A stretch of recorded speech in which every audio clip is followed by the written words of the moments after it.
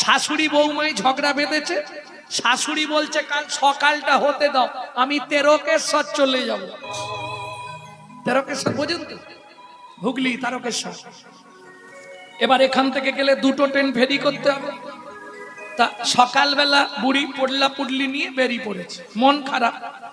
70 বছর স্বামীর ঢিপে, 80 বছর বয়স, 9 বছরে বিয়ে হয়েছিল। পুডলিটা নিয়ে বেচারি গিয়ে ওই টিকিট কেটে আর ট্রেনে উঠে বসেছে। আর ট্রেনে দেখবেন প্যাসেঞ্জার যত তার চেয়ে হকার বেশি। বুড়ি উঠে বসেছে, মনের জ্বালায় কষ্ট হচ্ছে। আর সেই সময় কোলের কাছে একজন এসে চিৎকার শুরু করেছে, মোর সালাবুড়ি, মোর সালাবুড়ি, মোর সালাবুড়ি। বুড়ি বলছে সত্যি বলবে আমার বৌমা কত টাকা দিয়ে তোমায় পাঠিয়েছে? কেন? তখন ধরে আমার কাছে মরসালা বুড়ি, মরসালা বুড়ি। আমি বুঝতে পারিনি ভেবেছো? হ্যাঁ, তখন ধরে তুমি আর কিচ্ছু শব্দ খুঁজে পাওনি, খালি মরসালা বুড়ি, মরসালা বুড়ি। আমি বললে তোমার কি লাভ? আরে ঠাকুমা আপনি ভুল করছেন, আমি মরসালা বুড়ি বলিনি, আমি বলছি মরসলা মুড়ি। ও আচ্ছা আচ্ছা, কানে কম শুনি তো, ভুল হয়ে গেছে। এইবার দ্বিতীয় ট্রেনটা ফেরি করেছে, সেখানেও জ্বালা। একদম কোলের কাছে একজন দাঁড়িয়ে বলছে, কামড়ে দেবো, কামড়ে দেবো, কামড়ে দেবো। বুড়ি আর কিছু না বলে এবার জুতোটা খুলেছে। যেই বলেছে কামড়ে দেবো, অমনি জুতোটা, জুতো দেখেছো? হ্যাঁ, এত ভালো ভালো থাকতে আমার বুড়ো মানুষের গালের কাছে এসে কামড়ে দেব, কামড়ে দেব। আমার গালে কি আছে?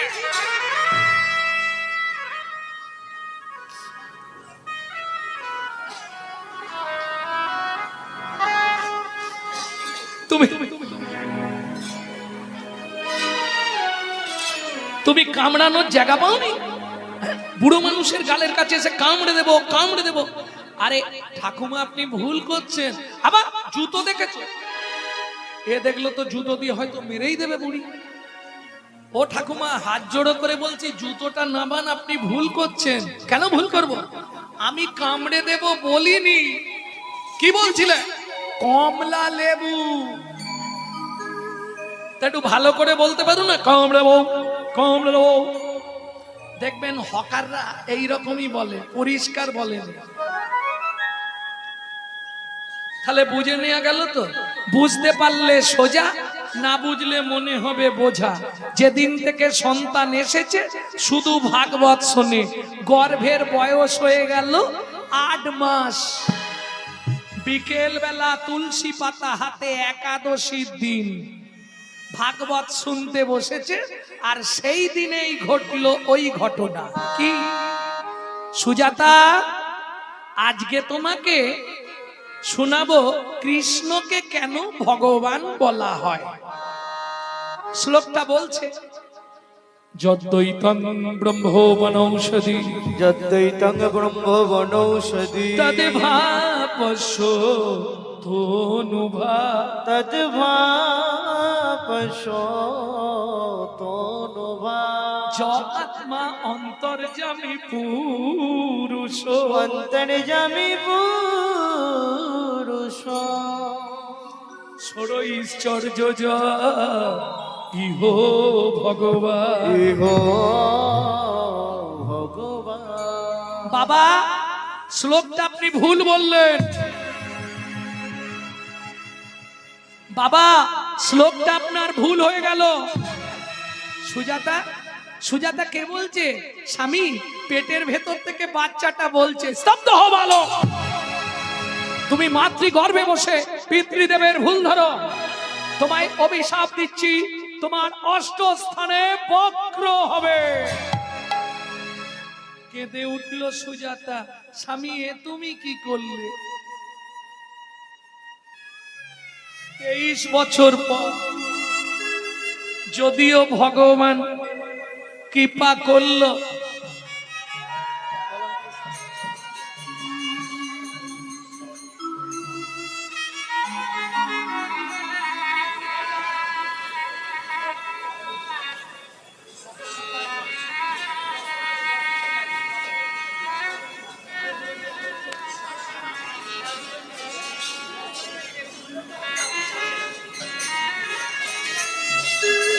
ভক্তমণ্ডলী, ভক্তিমতী মায়েরা,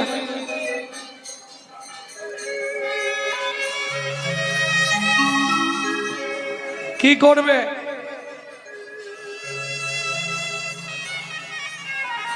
স্বামী 23 বছর পর ভগবান যদিও কৃপা করলো, তাকেও তুমি অভিশপ্ত করে দিলে। সুজাতা, বাবা মা রেগে গিয়ে অনেক কিছু বলে, বলে না তুই জমের বাড়ি যা, এই বলনি ছেলে মেয়েদের কি মাঝে মাঝে রেগে গেলে বলো বেরো ঘর থেকে, তুই জমের বাড়ি যা। মা যদি 5 ঝোড়া করে গালাগালি দেয়, ছেলে মেয়ের কিচ্ছু হবে না, কিন্তু বাবা যদি 1 পিস দেয় ওটাই লেগে যাবে। এর কারণ কি? লজিক কি? মায়ের বাৎসল্য স্নেহ এত বেশি, গালাগালি গিয়ে ভেদ করতে পারবে না, কিন্তু বাবার তো বাৎসল্য স্নেহ নেই, ও 1 পিস দিলেই লেগে যাবে।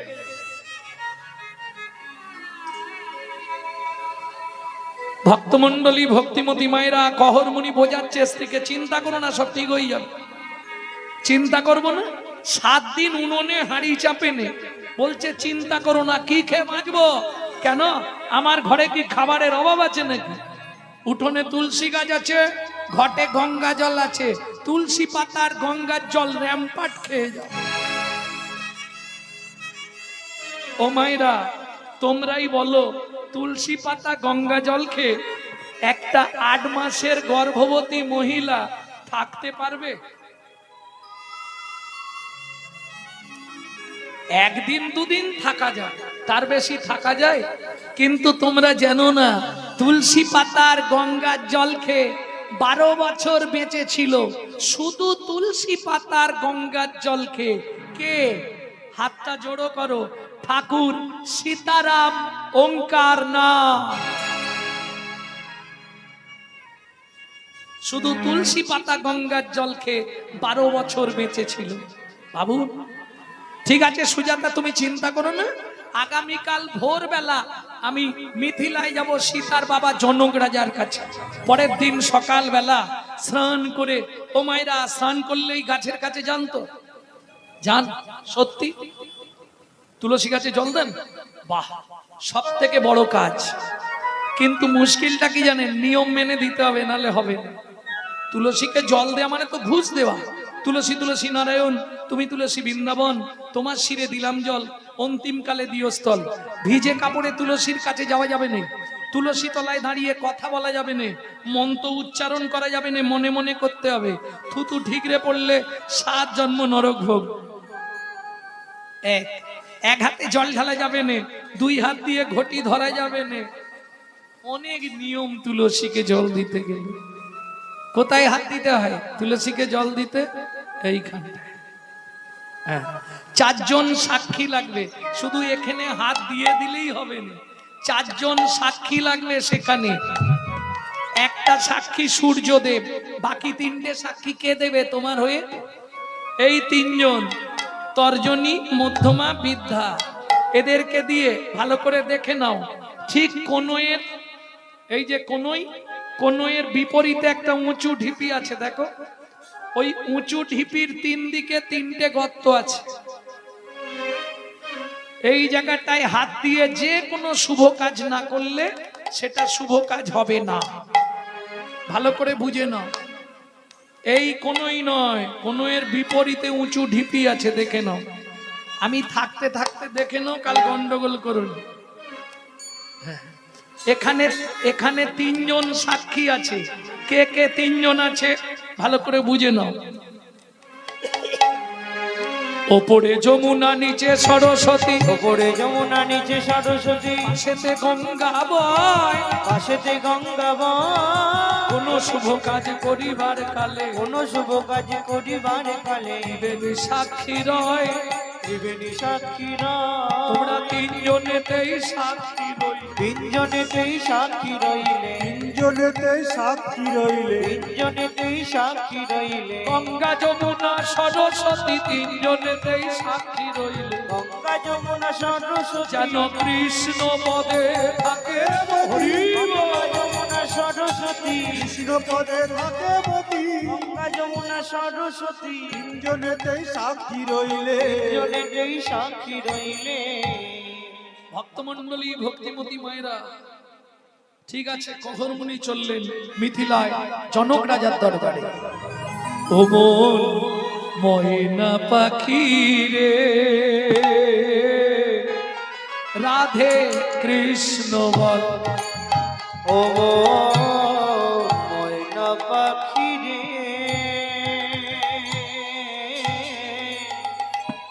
রাধে কৃষ্ণ বল। রাধে কৃষ্ণ কৃষ্ণ রাধে, রাধে কৃষ্ণ কৃষ্ণ রাধে রাধে কৃষ্ণ বল। ময়না পাখি রে, ও রাধে কৃষ্ণ বল। ও ময়না পাখি রে, রাধে কৃষ্ণ বল। এই যে গানটি আপনাদের শোনাচ্ছি, এই গানটি কিন্তু বাইরে পাবেন না। এটা আমার দাদুর লেখা গান, শশীভূষণ চক্রবর্তী। তারপরে গাইতেন দাদুর বাবা মাধব চক্রবর্তী, তারপরে গাইতেন দাদু যতীন্দ্রনাথ চক্রবর্তী, তারপরে গাইতেন বাবা কালীপদ চক্রবর্তী। এখন গাইছি আমি গৌরাঙ্গ সুন্দর চক্রবর্তী। সবাই আশীর্বাদ করুন। আমার পরবর্তী জেনারেশন তৈরি হচ্ছে, আমারই পিছনে একমাত্র সম্পদ গৌরব কৃষ্ণ চক্রবর্তী। নিতাই গৌর হরিব। মধুরে বলি মাতিয়ে তুলি প্রাণের ব্যথা মোর, হোক না শিথিল মায়ার বাঁধন, হোক না আধার ভোর। তোর মধুর বুলি মাতিয়ে তোলো প্রাণের ব্যথা হোক না শিথিল মায়ার বাঁধন, হোক না আধার ভোর। সবে হারায়ে পাই জানো আমি,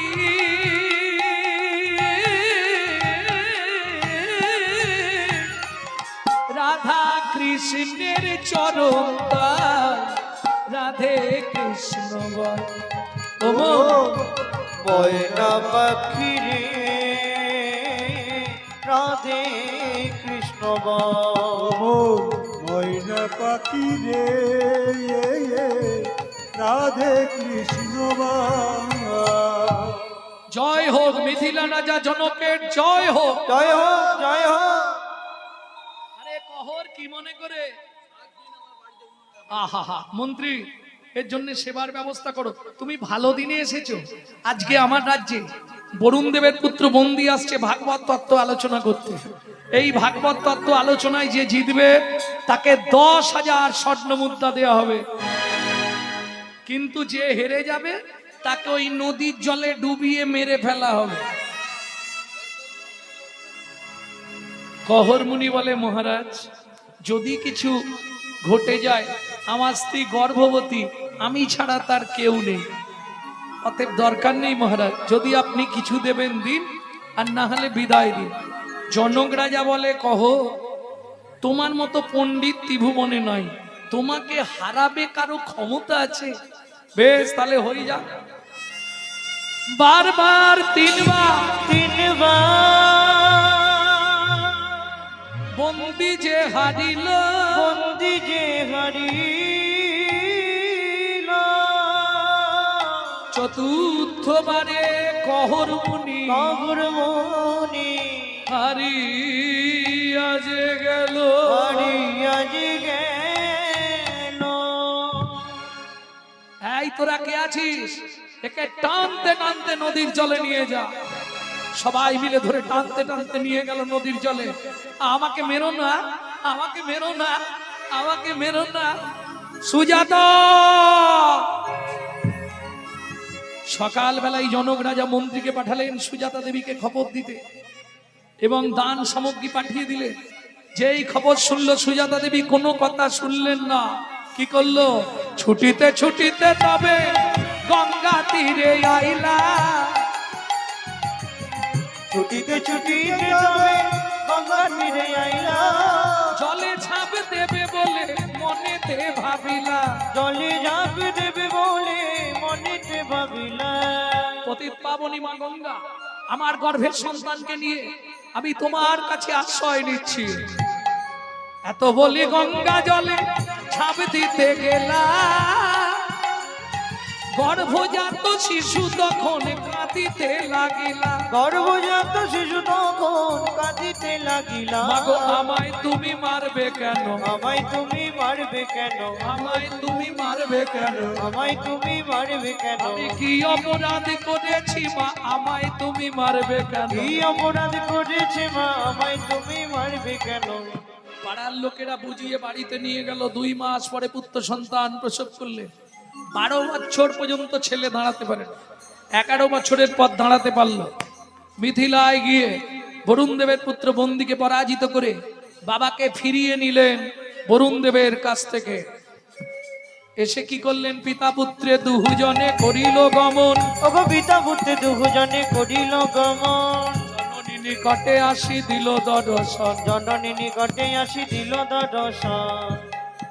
আসি দিল দর্শন, জননী নিকটে আসি দিল দর্শন। মা ও মা, কি রে তোর এমন চেহারা হলো কি করে?